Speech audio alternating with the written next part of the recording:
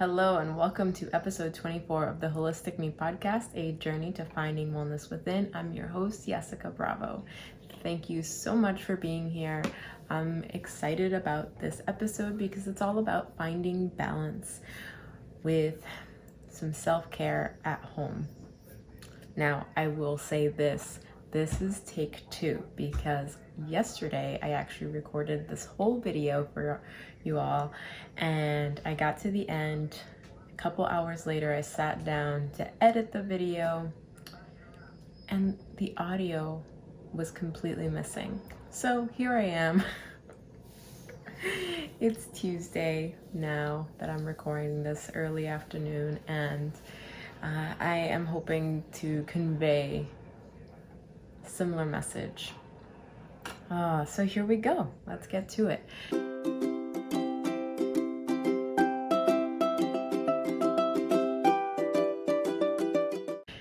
As far as finding balance, I personally have found myself throughout various stages of my life where my energy ebbs and flows.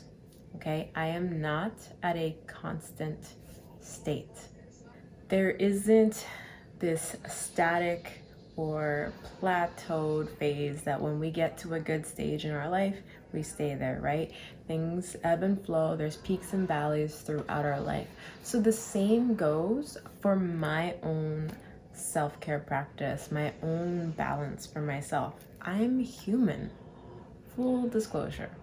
I am not perfect, even as a licensed acupuncturist, health practitioner, holistic healer, Reiki master teacher. All of these things, all of these tools I have, not only for myself, but for others, still doesn't make me perfect human that is always in a balanced state. So I'm hoping that through this episode, I give you a little bit of a glimpse of what you can be doing for yourself on a regular basis so that you can find some balance and approach things a little bit differently when you are in those valleys, okay? When you are in a lower point within your cycle or current phase in your life, okay? And it's okay to be there. It's also okay if you need help. Right? You don't have to go through any of this alone, all right? Not unless you really want to. And let's be honest, who really wants to go through tough moments all alone? Now, we may need that alone time and space for a portion of it, but if you need help, especially from a professional, don't be afraid to seek it out. There is nothing wrong with you for needing external source of guidance or help through your process.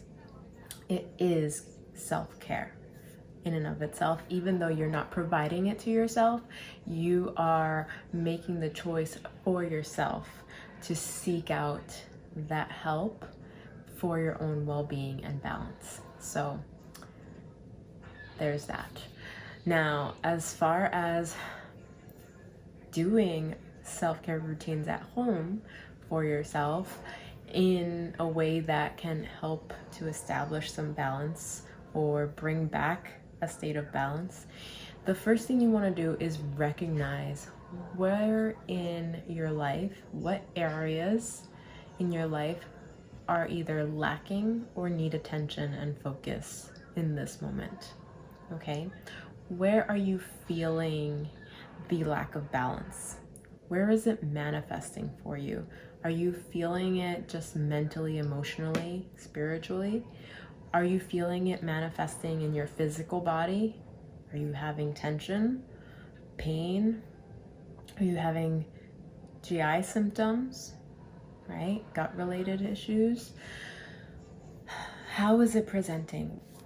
So identifying that first to begin with will give you some clarity as to where you should begin, right? Begin in the area of your life that is in need of the most attention. And then everything else will fall into place, okay? As one system or area of our life is being addressed, there will be a trickle effect to the other areas, okay? And that doesn't mean that we don't address them. It means that we start with this, and that will we start with that first main area that needs the most attention, and it will start to have an effect on those other areas, and then we can move on and start to address the next important area or the next area that needs attention, and start to combine the practices that we're doing, right? Or just build on the first practice that's supporting that main area, and then bring in a little bit more and a little bit more until we've addressed the whole. Okay, that is the important piece. We are not separate parts. From a Western standpoint, our society likes to compartmentalize, right? We like to specialize and compartmentalize these areas within our body and split up the organ systems into different categories, but not really looking at it from the perspective of that everything is working simultaneously in support of each other, right? And it's not to say that Western medicine doesn't do this at all, but for the most part, the way it's set up, the way the system works is separating things, right? Even the mental, emotional aspect of ourself is not considered widely by most in our Western society to be connected to what is happening in our physical body. We see them as separate things, but really everything is one, everything is connected. We are a single unit, right? Working together, the inner workings are working together to maintain a state of balance, right? Homeostasis. And it's not isolated to any particular area of the body. They're working for the full system. Our cells are working for the whole. And so we want to address ourselves in that way, but it's not good to try and do everything at once, because let's be honest, we would just be overwhelmed and not get very far. So start small, but start with the area that needs the most attention so that you can have a trickle effect.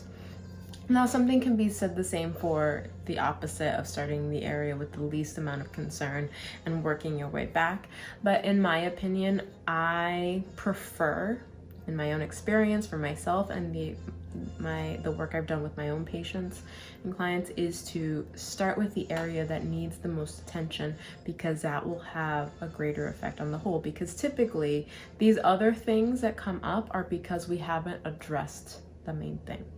Okay, so hopefully I'm making sense so far, but really creating this sense of balance starts with the simple practice of identifying where we need to create some balance.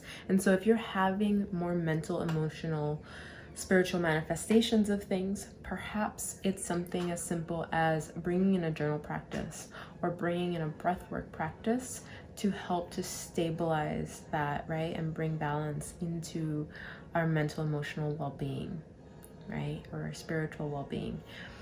And then slowly integrate some of the physical practices that we can do that will support that. So the bouncing or shaking, stretching, yoga, feeling into your body, really connecting to yourself and connecting your mind to your body so that you can be aware of when things come up. What is it that comes up? Because our body is always communicating with us, right? It's always trying to signal to us what needs attention. But most of the time, we're not listening. Most of the time, we're not really paying attention. We're not tuned in enough, right? We lose touch. So we don't have that connection. And so we need to reconnect to really hear what our body is saying. And when enough time goes by that we haven't been listening and responding to our body in a way that it needs us to respond, right? To paying attention to it, then eventually it will get louder. And usually that comes up with more physical manifestations that are maybe more intense or more drastic, or that start to spread and affect other areas in our life, whether it be more mental, emotional, or more physical. Okay, so try to tune in and listen, and that's part of the practice of finding that balance, because I truly find that even though I have these peaks and valleys in my own life, because I'm able to listen to my body when things are not right, and feel when things are off, then I can identify it faster and then do the work sooner rather than later to bring myself out of it, or to bring myself back into a state of balance. All right, so it's not to say that it's immediate, okay? It's not that I start having a slump and that same day I recognize everything that I need to do and fix it in the moment. Sometimes you need to sit with that. Sometimes you need to sit with the feeling of what's happening in your body and really connect and find out why. Where do you feel it? Why are you feeling that? How is it showing up? How does the sensation you're having make you feel? What does it bring up for you? And maybe doing some deeper work with it to really do some deeper healing, right? And this can tie into doing shadow work, but that's a whole nother conversation for another episode. But just really tuning into what your body is trying to tell you. So as we tune in, we find more answers and understand better how to meet our own needs. Now, if you're having things come up that are for more physical manifestation, when things are out of balance or begin to be out of balance, figure out where in your body you're feeling it, okay? Is it the tension in your back? Is it GI related? Is it respiratory? Do you feel like a tension in your breath and in your breathing? Is it tight? Is it restricted? Do you feel palpitations if you're experiencing some anxiety as well? How is it coming up, and where in your body is it coming up? And then start small. Okay, again, start with a simple practice. It could be something as simple as just bouncing and shaking your energy so that you can get everything moving again. It can be stretching. It can be a little bit more advanced and going into a yoga flow or Tai Chi, a Qigong exercise or practice. It can be actual traditional or a more modern exercise forms, right? Going for a walk, going for a run, going to the gym and getting some calisthenics or weight training in, but you can do that at home too. You don't have to go to a gym anymore to do most of this work. And especially now with the current state, a lot of people have gotten creative with their home workouts, which is really wonderful. So having identified the areas that need attention, right, allows you to create kind of a workflow, so to speak, on what is beneficial to you in those times when things are out of balance, right? So if you're just starting out, start with the basics to really feel into what feels good for you, okay? Now, if you're having GI concerns that come up when you're out of balance, right? If you're somebody that tends to suffer with IBS or other digestive concerns, heartburn, reflux, right? Pain before or after eating, things like that. I will be talking more on nutrition, but really taking a look at what you're eating and how you feel when you eat certain foods, right? So that you can put into your body what is truly going to be nourishing. Now, my rule of thumb is usually eating clean, which means mostly organic, right? Produce, fruits and vegetables, fresh if at all possible, but if they're not available, frozen organic produce works fine as well. And then also muscle testing, right? And if organic's not readily available, at least non-GMO would be great, but as little preservatives as possible, right? We want to stay away from processed foods. And let's see, what was I going to say about that? Oh, if you're having trouble identifying what foods would work for you, right, are going to be helpful, one thing that you can do is simple muscle testing strategy, right? And I've talked about this before, where you're standing upright and you ask yourself if something is going to be good for you. You can hold the item against you, right, against your stomach, or just hold it in your hands and ask if this food is going to be nourishing for you and for your greatest and highest good. And you may lean in a certain direction for yes or no. So you have to determine your baseline, and you can look back at some of my previous episodes where I talk about that. But for me, my baseline yes response is feeling a sensation of leaning forward, and my no is a sensation of leaning back. So for some people, it's a side to side, left and right sensation, all right, for their yes or no. So you have to determine what your baseline is first, and then you can use that to identify what foods are going to be helpful or healing for you, and what foods won't be, right? And perhaps eliminating those or taking a break from them until more balance is achieved, right? And then perhaps reintroducing things, unless it's maybe really not meant for your system, and in which case, you know, maybe elimination is the best option for some of those foods. That's something to work with.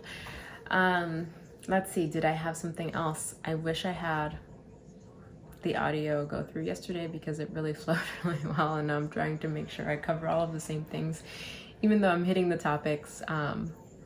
You know, you just get in the flow and the words come out. So hopefully the message is coming across clearly. If you feel like you've gotten a lot of value from this, I ask that if you're watching this on YouTube, give it a like and subscribe to the channel. I would greatly appreciate that if you haven't done so already. And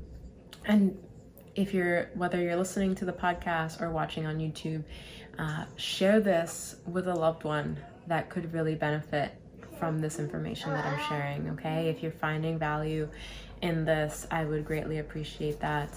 And I would just like to note, as a quick reminder, that my Wellness Within deck is available for order on my website. The link is in the show notes, as well as in the description below the video. And you can order your copy today, and also order some as gifts. The holidays are coming up, and this is a wonderful gift if you want to give somebody the gift of self-care, right, and self-reliant healing. So I have a deck right here to show you all if you haven't seen it yet. It's absolutely beautiful. So happy about the way this turned out. And I created this. It was released earlier in September last month, and I'm so proud of this work, and I hope that you enjoy it as well. So check that out. It's the Wellness Within deck, based on the 8 branches of classical Chinese medicine, and it's the anxiety and stress edition. All right.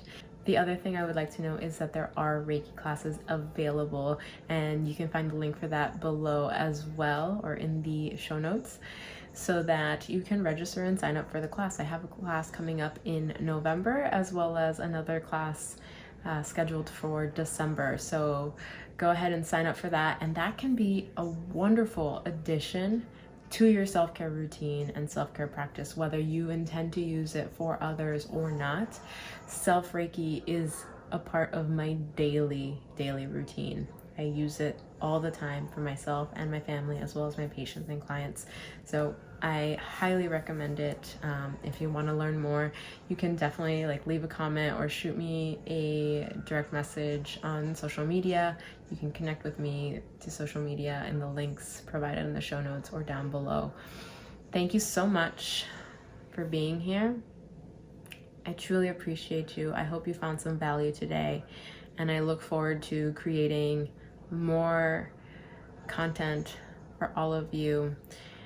Tomorrow is Wellness Wednesday, so check that out. Join me live stream on Facebook and YouTube so that you can ask your questions live, or you can send them to me ahead of time today and shoot me a message or leave a comment so that I can answer your question on tomorrow's live stream episode. All right, and then Friday, if all it goes as planned, Friday will be another episode within our mini series on the 8 branches of classical Chinese medicine. If not, that may get pushed out a week, but it will be coming up. The next topic is nutrition, so just working out the details with scheduling, hoping to have somebody on for that as well. Thank you again for being here. I will see you again next time. Stay well, my friends. I love you all so much. Bye.